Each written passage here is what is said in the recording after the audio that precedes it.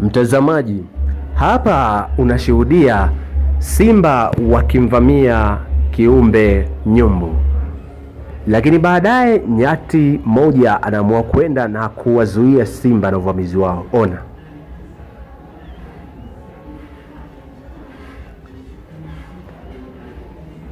huyu nyati amemkomboa ile nyumbu mbele ya simba, kisha simba wanaamua kumkomesha nyati. Je, watafanikiwa?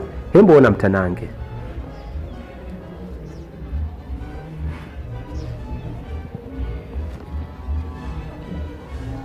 Simba wanampanda huyu nyati mgongoni, na si simba mmoja, dume pia anafika. Lakini nikuambie tu, mwisho wa siku kulitokea namna ambayo utaelewa nyati ni viumbe wa aina gani. Mmoja kamshika shingo, mwingine kamshika tumbo na kichwa.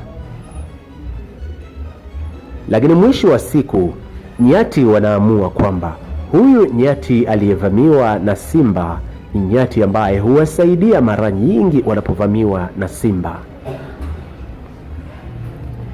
Huyu nyati ni kama mkombozi wao, kwa hivyo wanaamua kudili naye vizuri kabisa. Tizama,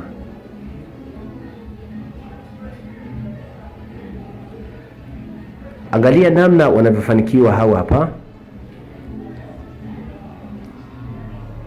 Ni katika namna ambayo hutaamini, lakini wanafanikiwa.